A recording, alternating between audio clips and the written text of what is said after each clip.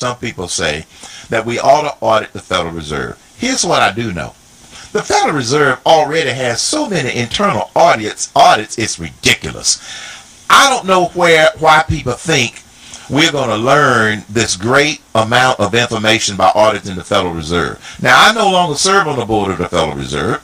I'm not being defensive of the Federal Reserve. In fact, some of the policies and some of the actions of the Federal Reserve today, I don't agree with, because the attitude and the non-politicization of the Federal Reserve in the 90s when I served on it is totally different than what's going on today. But that's another matter. But people who say, well, we ought to audit the Federal Reserve because we don't know enough about it. Well, here's the advice I've given to people who are worried about an audit of the Federal Reserve.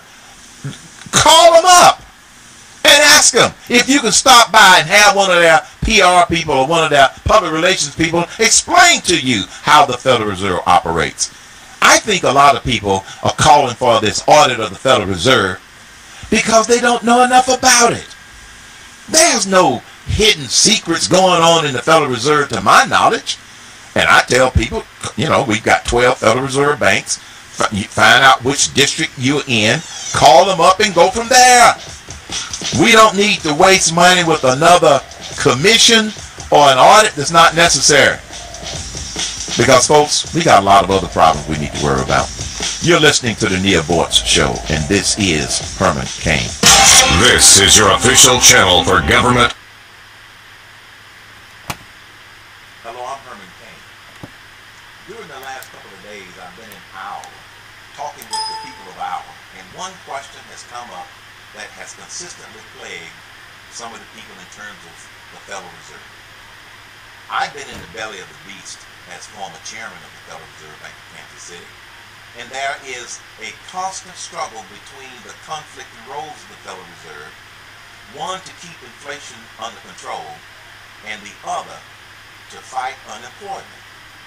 Now, dealing with one can negatively affect the other, because see, the current leadership of the Federal Reserve has pumped billions of dollars into our economy in an effort to fight the high unemployment, only to have the value of the United States dollar decrease. The United States is the world's economic superpower, as we all know.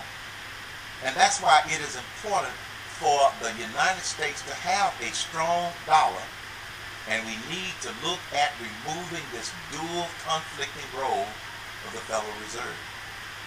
That's why I am thankful to Representative Ron Paul for his consistent and steady pressure on the Federal Reserve.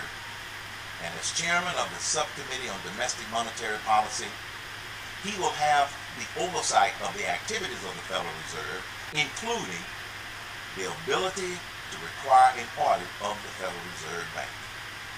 Congressional oversight, and not more commissions appointed by the President, will bring more accountability to the Federal Reserve on behalf of the American people.